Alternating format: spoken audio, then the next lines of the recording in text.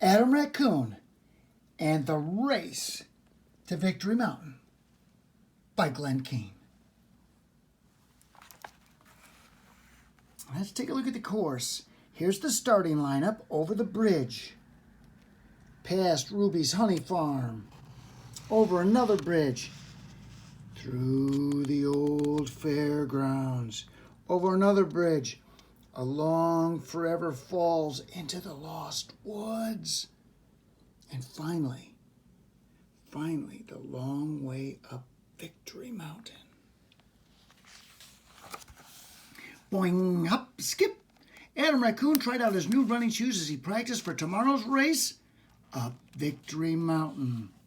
I'm gonna win, Adam said as he circled King Aaron. Just remember to keep your eyes on the course, Adam. It can be a little tricky. Don't worry about me, King Aaron. I know how to run a race. Boink!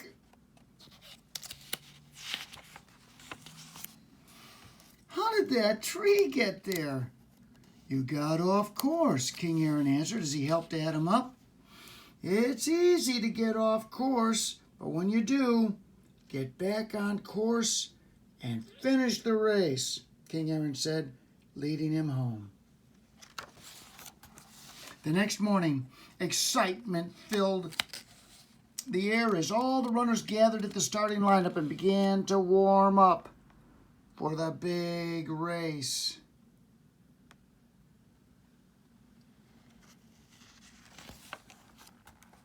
Psst. A shadowy figure whispered down to Adam. "Want to buy a shortcut map to Victory Mountain?" "What do I need that for?" Adam asked suspiciously.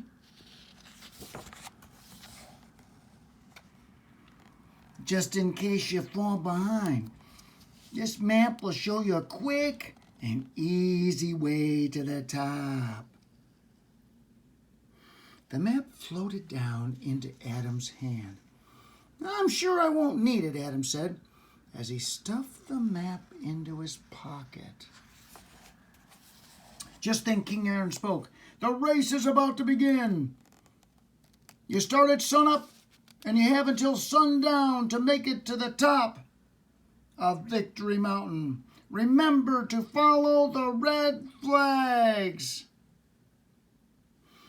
What counts is finishing the race. Everyone who stays on course and doesn't quit will win.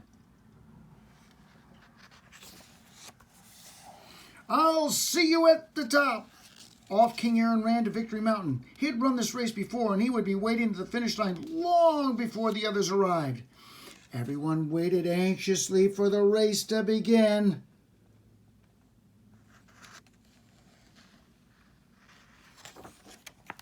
Suddenly, a beam of sunlight stretched across Master's Wood, and the race was on. Immediately, Adam dashed out in front of the others.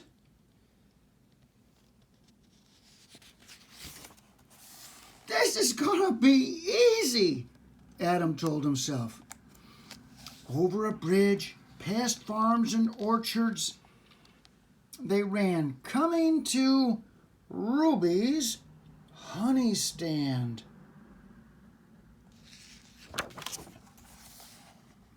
Adam slowed down as he smelled the sweet aroma of warm biscuits and honey. He couldn't resist. It won't hurt to stop for a quick taste, Adam reasoned, and he sat down.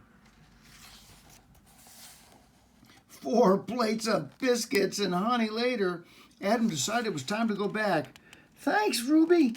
I got to get back in the race and catch up with the others." But now he was a much fatter raccoon and not nearly as fast as before. It was well past noon when Adam reached the old fairgrounds.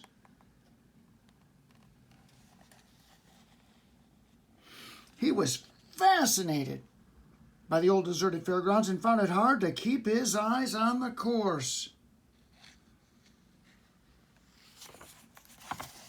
Seeing his reflection in the crazy house of mirrors, Adam decided to take a quick detour through it. He loved how one mirror made him look like a strong man, and another one like a long-legged basketball player. But as he tried to find his way out, no matter which way he turned, he bumped into another mirror. Then out of the corner of his eye, he saw something red, and he ran toward it. It was one of King Aaron's flags. Oh, he was back on course again. Past the thundering forever falls he ran. And the sun was beginning to set, and Victory Mountain was still a long way off as Adam entered Lost Woods. Coming to a place where the path divided, Adam took out his map. This must be the shortcut, he thought. For a moment, Adam hesitated as he remembered King Aaron's words. Stay on course. But I'll never finish the race in time. This is my only choice. And Adam raced down the shortcut path. Following it up a twisting narrow ledge and across an old rope bridge. But the bridge crumbled right under his feet. Adam sat exhausted and defeated. If only he had stayed on course like King Aaron said. Now look at me. I quit, he said with a sigh. Don't quit. Get back in the race. Adam was shocked. King Aaron? You can still make it if you don't delay, King Aaron encouraged him.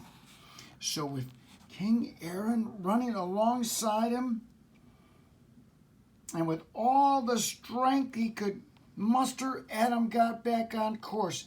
He raced up the steep mountain.